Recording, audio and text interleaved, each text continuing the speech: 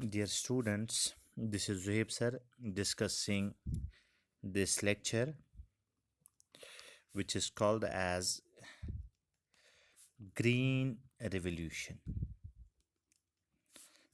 This lecture is for 12th class. As far as this lecture is concerned, it is a very important lecture for the examination point of view. बेटा सबसे पहली बात हम जानेंगे green revolution क्या है. Green revolution के को समझाने से पहले बेटा I would like to highlight some important points. The first important point regarding green revolution, बेटा जैसा कि आपको पता है इंडिया जो है it is an agricultural country. India जो है बेटा अगर इस कंट्री की बात करेंगे it is an agricultural country in which 62% of population, approximately 62% of the population जो है it is either directly or indirectly. In India it is 62% population which is directly or indirectly involved in the agriculture. It is directly or indirectly involved in agriculture. And the second important point which I would like to highlight here, second important point की बात करते बेटा, this India's agriculture it contributes 33% of India's GDP. अगर India की GDP की बात करेंगे बेटा तो ये 33% of the India GDP contribute करता है. जीडीपी क्या है बेटा? It is simply gross domestic product. It is simply the gross domestic product. अब आप बोलोगे बेटा ग्रॉस डोमेस्टिक प्रोडक्ट क्या है? This gross domestic product is the total market value. It is the total market value of all goods and services.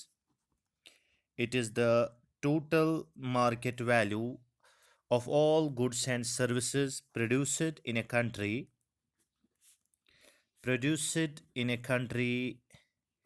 in a specific duration of time.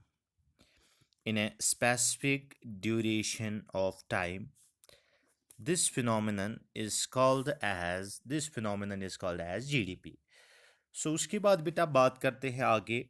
We are discussing green revolution. आगे बात करते हैं बेटा after independence, that means 1947 के बाद one of the major challenge जो India के पास after independence, one of the major challenge for India was to feed the increasing population.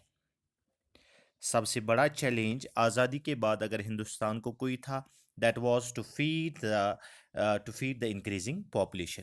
And there was problem, there was where several problems, बहुत सारी problems थी. One of the major problem was there was limited land. एक problem ये थी बेटा कि limited land was fit for cultivation.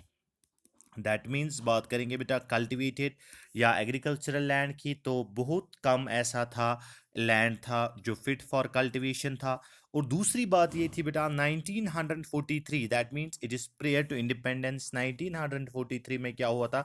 There was a disease in rice में एक डिजीज़ हो गई थी जिसकी वजह से बेटा बहुत सारा राइस जो है, millions of tons of rice क्या हो गया था बेटा? It was destroyed because of a rice disease. So दो प्रॉब्लम्स थी इंडिया को after independence. One, it was इसको फीड करना था इंक्रीजिंग पॉपुलेशन को, और इस इंक्रीजिंग पॉपुलेशन को फीड करने के लिए एक प्रॉब्लम ये थी, there was limited land fit for cultivation, और दूसरा ये था कि राइस में एक डिजीज हो गई थी. हेंस द सोल एम, एक एम जो बेटा एम्स ऑफ प्लांट ब्रीडिंग में मैंने आपको पिछले लेक्चर में समझाया. So the sole aim for India was to increase the yield per unit area. So the first and foremost aim, सबसे इंपॉर्टेंट एम जो बेटा इंडिया के पास था, प्लांट ब्रीडर्स के पास था, कि कहीं ना कहीं से increase in the yield increase हो जाएगी. उससे क्या हो जाएगा? So that this increase in yield per unit area it led to the dramatic increase. इसकी वजह से क्या हो गया? It led to the dramatic increase in production, dramatic increase in the production of rice, wheat, and maize. So that it could lead to the dramatic increase in the production of rice, wheat, and maize. बेटा यहाँ एक और Indian born scientist की बात करते हैं जिसका नाम था M S Swaminathan. M S Swaminathan को कहा जाता है father of green revolution in India because he has also developed some high yielding varieties of wheat.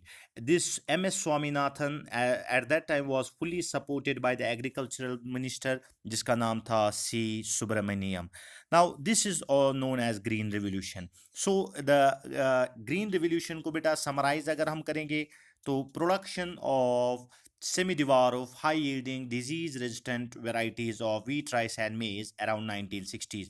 लेकिन बात करते हैं बेटा सेमी डिवार्फ की। Why there is a term semi dwarf? Semi dwarf का ये था, it was this semi dwarf plants were lodging resistant. Lodging का मतलब है बेटा बेंडिंग। लॉजिंग का मतलब है bending.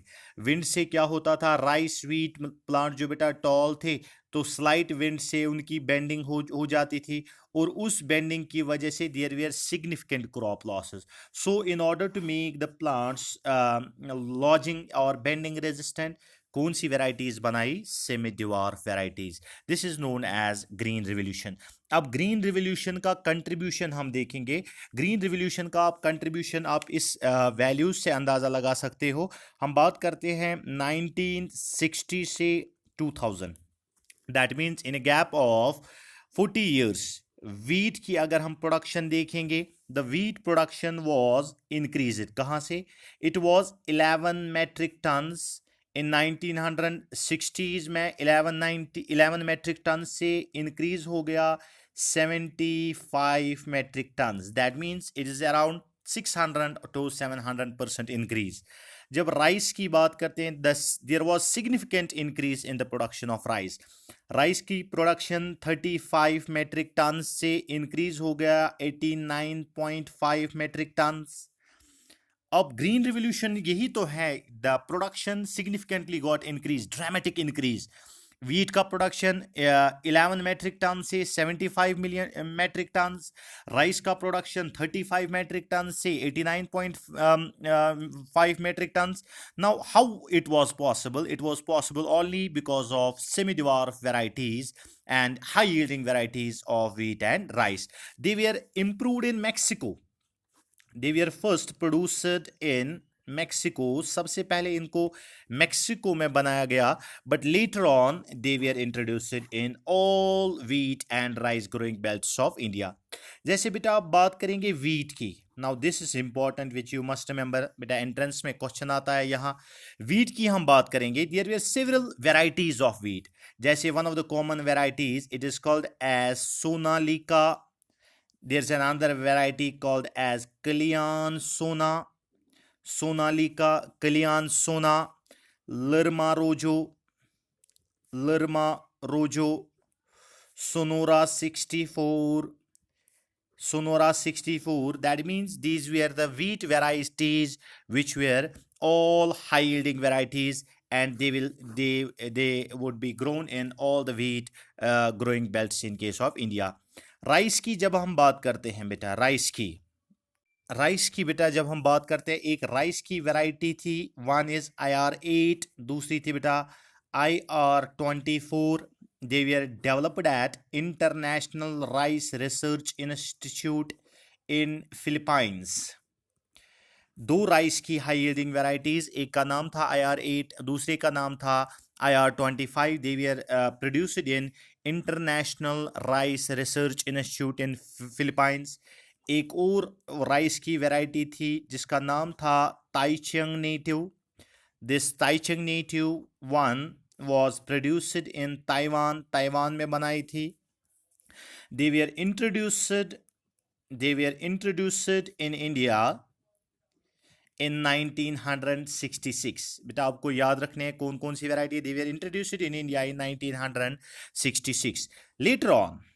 later on much better varieties, इनसे भी अच्छी variety, later on much better varieties of rice, like इनके नाम आप याद रखोगे बेटा, Jaya and Ratna were produced in India. Later on, much better varieties of rice, that is Jaya and Ratna, were produced in India. बेटा एक और प्लांट की बात करते हैं, that is called as sugar cane. Now sugar cane में एक important improvement मैं आपको बताऊंगा बेटा इस लेक्चर में. शुगर केन की एक स्पीशीज थी, that is called as saccharum barberi, और एक और वैरायटी थी बेटा जिसका नाम था saccharum officinarum. The two varieties of sugarcane, one it is called the Secarum barberry, and another variety it is called as Secarum officinarum. Secarum barberry जो था, it was growing in all the belts in North India. और लेकिन at the same time ये जो north India का जो sugar cane species था saccharum barberi, it had poor sugar yield. इसका शुगर कंटेंट जो था पुअर था, और यील्ड, इसका यील्ड भी पुअर था.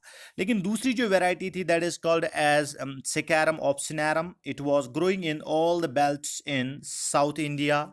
लेकिन एट द सेम टाइम इसका जो सिटम था थिक था as compare to the saccharum Barbari.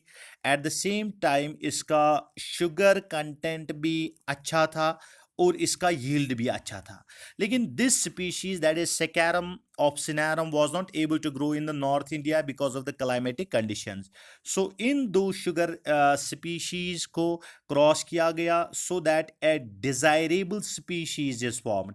एक ऐसी हाइब्रिड स्पीशीज शुगर केन की बनाई जिसमें क्या था, एक तो उसका सिटम थिक था, शुगर कंटेंट भी अच्छा था, यील्ड भी अच्छा था, but at the same time it was able to grow in the climatic conditions of north India. This was the contribution of green revolution. I hope you got the idea, you got the small idea of green revolution. So I request you to make a simple note of this lecture.